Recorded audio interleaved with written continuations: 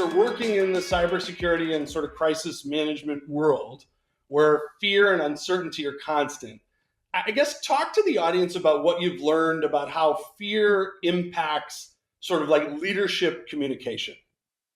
Yeah, I think fear is one of the biggest silent blockers in leadership communication. When leaders are afraid, whether it's fear of backlash, looking ignorant, or not being liked, they hold back from saying what needs to be said. I think, especially in high stakes environments, and you named a couple, cybersecurity incidents are high stake, site reliability incidents, and my current world at Incident IO are high stake. That leads to dangerous silence. Nothing kills communication faster than inappropriate silence. Warnings go unspoken. Critical feedback remains unsaid to leader, worries about the reaction. I think overcoming this starts with acknowledging the fear. It's okay to be afraid. I've been in those situations. I know you've been in those situations. The best leaders that I've worked with admit when a situation's tough, when they don't have all the answers. And I think honesty builds credibility.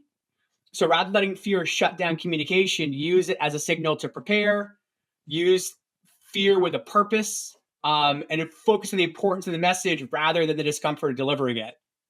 I think that makes a lot of sense. And obviously there's different levels of executives and across the different types of industries that serve customers. And I guess if you had to sort of put a pin on like the number one mistake that C-level executives make when they think about communicating risk to their employees or to their customers, where would you put that pin? How would you think about that? Yeah, I've got a few. So I think the first one is waiting too long to respond.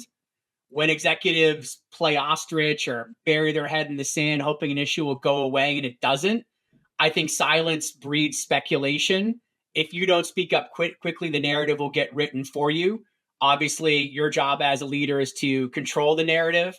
So you've got to respond quickly. I think you've got to respond clearly.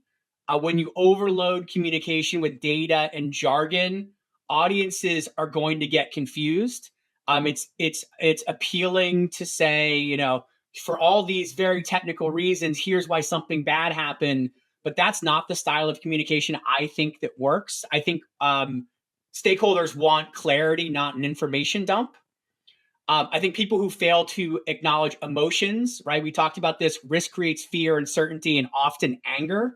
Yeah. So a rational explanation without empathy will often fall flat. Leaders should acknowledge the human side of it before pivoting directly to the solution. And then lastly, I think inconsistent messaging. If employees hear one thing, customers hear another, you lose credibility. I think you've got to align internally first, something I know you care deeply about at Staff Base, then figure out how to tell the story externally. A great example of what not to do. Remember Boeing 737 MAX crisis? Like that was probably something that could have been handled better. Sure. They were slow to acknowledge fault. They were defensive in the messaging. And I think that eroded trust that still has hurt Boeing to this day. Hey, if you're getting value from today's conversation, make sure you subscribe right now so you don't miss any future episodes of the Aspire to Inspire podcast.